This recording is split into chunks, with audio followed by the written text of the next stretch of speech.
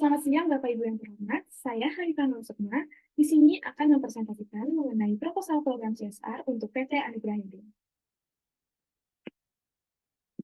PT Anugerah Yadin Utama merupakan perusahaan manufaktur peralatan medis atau furniture rumah sakit yang berpengalaman lebih dari 25 tahun di Indonesia. Perusahaan didirikan oleh almarhum Bapak Haji Abdul Yadin pada tahun 1989 dengan dedikasi dan kegigihan beliau. Sebuah bengkel kecil seluas 500 meter telah berkembang menjadi perusahaan nasional dengan total 60 karyawan saat ini. Produk dan layanan dari PT Anugerah Yadin adalah peralatan medis di berbagai rumah sakit, pemerintah, dan swasta di seluruh Indonesia. PT Anugerah Yadin telah berkontribusi pada peningkatan kualitas layanan kesehatan di negeri ini dengan menyediakan peralatan medis yang dibutuhkan. Perusahaan ini menyediakan alat-alat kesehatan yang berkualitas tinggi seperti ranjang pasien, furniture, dan alat kesehatan lainnya.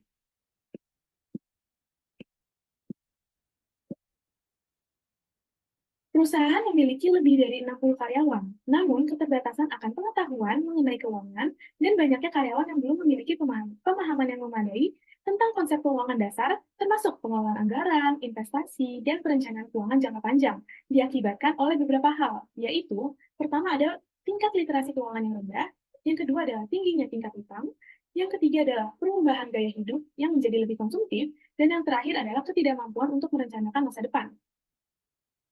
Nah, untuk stakeholder dari perusahaan ini pertama adalah manajemen perusahaan. Manajemen perusahaan sebagai yang menyediakan sumber daya dan dukungan finansial bagi program ini, dan juga dapat untuk mendorong partisipasi karyawan sebagai relawan atau mentor.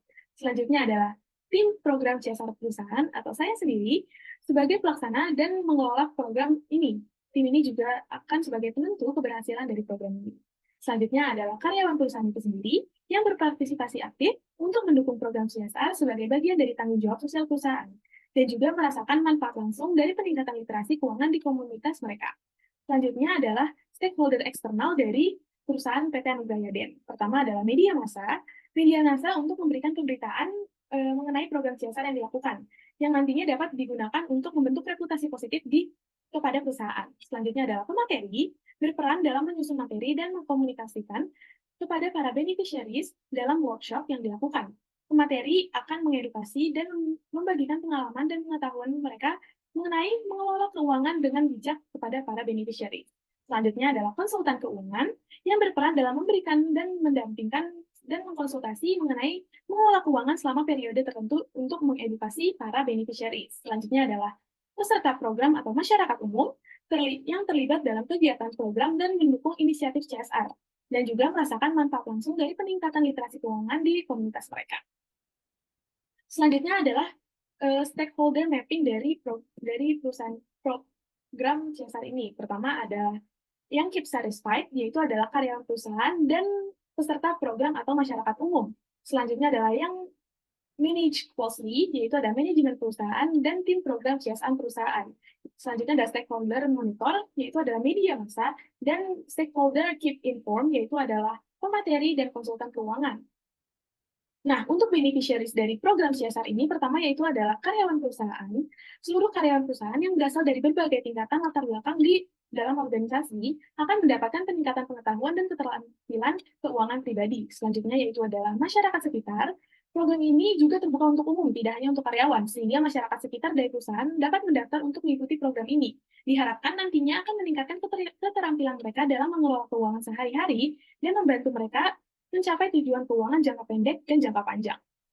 Nah, program usulan kami yaitu adalah cerdas finansial, keuangan yang cerdas, wujud kesejahteraan yang nyata. Program ini merupakan program edukasi keuangan bagi para karyawan dan masyarakat mengenai keuangan yang bijak dalam mengelola keuangan. Edukasi akan dilakukan melalui kegiatan yaitu workshop dan bimbingan keuangan dengan konsultan keuangan. Program ini akan memberikan edukasi keuangan secara holistik kepada karyawan perusahaan dan masyarakat lokal di sekitar perusahaan kami. Dan fokus utama dari program ini adalah untuk membantu para peserta memahami konsep keuangan dasar dan mengelola anggaran dengan bijak dan mengambil keputusan finansial yang cerdas. Nah, untuk objektif dari program CSR kami, yaitu pertama adalah untuk meningkatkan literasi keuangan, yang kedua, untuk memberdayakan peserta untuk mengelola keuangan dengan bijak, yang ketiga adalah menciptakan efek positif yang jangka panjang, dan yang keempat adalah menciptakan kesejahteraan bersama. Nah, uniqueness dari program ini pertama yaitu adalah keterlibatan konsultan keuangan dalam periode tertentu, sehingga mampu memberikan pendampingan secara lebih intens dan membantu beneficiary agar dapat berkonsultasi secara langsung. Selanjutnya adalah kombinasi antara karyawan dan masyarakat lokal. Program ini dapat menggabungkan manfaat karyawan perusahaan dan masyarakat lokal dan menciptakan sinergi positif antara kebutuhan internal perusahaan dan dampak positif yang dapat dirasakan oleh komunitas sekitar. Dan selanjutnya adalah fokus kepada financial literacy. Program ini menawarkan edukasi terfokus pada literasi keuangan yang dapat menjadi solusi konkret terhadap masalah umum yaitu rendahnya pengetahuan keuangan di masyarakat. Nah, untuk rencana kerja yaitu pertama adalah penyelenggaraan workshop dan seminar, yaitu dengan mengorganisir serangkaian workshop dan seminar mengenai manajemen anggaran, investasi, utang, dan perencanaan keuangan bagi keuangan pribadi, dengan mengundang materi dan salah manajemen perusahaan sebagai pembicara dalam workshop. Selanjutnya adalah mentorship karyawan, yaitu dengan melibatkan konsultan keuangan sebagai mentor untuk memberikan dukungan dan panduan kepada peserta dan menyediakan sesi konsultasi keuangan langsung dengan konsultan keuangan. Nah, selanjutnya ini merupakan budgeting untuk program jasa kami dengan total kurang lebih 40 juta. Nah, selanjutnya itu adalah kemungkinan resiko dari program CSR ini. Pertama yaitu adalah rendahnya partisipasi peserta dan minimnya minat untuk partisipasi peserta dalam kegiatan program, karena tak jarang orang malas untuk berkegiatan di kegiatan yang berbau edukasi dan memakan waktu yang cukup lama. Nah, mitigasinya bagaimana nih? Yaitu dengan melibatkan masyarakat sejak awal dalam perencanaan program untuk memahami kebutuhan mereka. Selanjutnya dengan menyelenggarakan kampanye promosi yang efektif untuk meningkatkan kesadaran dan minat peserta, sehingga beneficiaries akan ter-engage dan mau untuk berpartisipasi dalam program ini. Saya Haifanul Sukma, pamit undur diri. Wassalamualaikum warahmatullahi wabarakatuh.